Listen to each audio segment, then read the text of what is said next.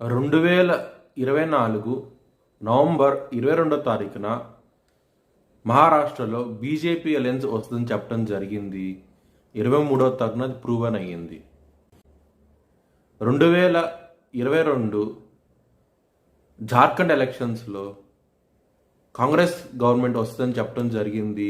22వ తారీఖున 23వ తారీఖున అది ప్రూవన్ అయ్యింది. ఈ వీడియో నేను చేసి యూట్యూబ్ ఛానల్లో పెట్టాను. ఆ వీడియో కింద డిస్క్రిప్షన్లో ఇచ్చాను.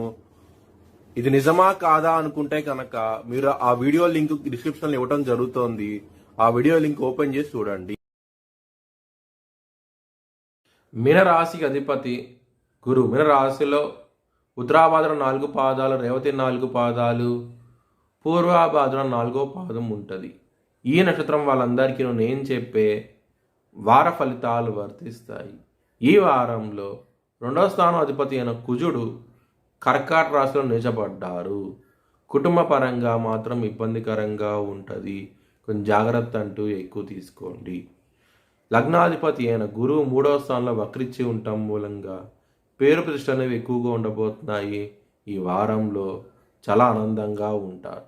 దశమాధిపతి అయిన గురువు 3వ స్థానంలో వక్రించి ఉండటం మూలంగా మీకు కెరియర్ పరంగా మాత్రం ప్రమోషన్స్, రివార్డ్స్ వచ్చే అవకాశం ఎక్కువగా ఉన్నది. ఈ వారంలో చాలా ఆనందంగా ఉంటారు.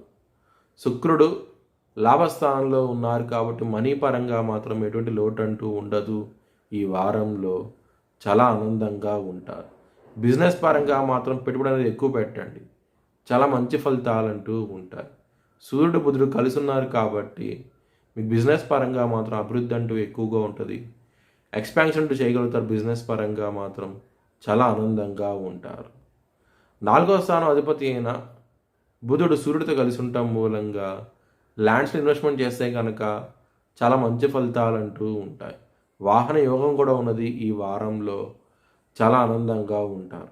ఒకవేళ మీ జన్మ జాతకంలో కనుక దశలు, అంతర్దశలు యోగించకుండా ఉంటే కనుక ఇది వర్తించదు.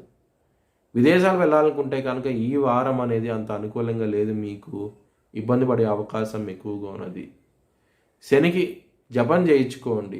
మీనరాశి వారు చాలా మంచి ఫలితాలు అంటూ ఉంటాయి. మీ భవిష్యత్ వివరాల కోసమై హెచ్ఎల్ఎన్ జ్యోతిష్యాలను సంప్రదించండి.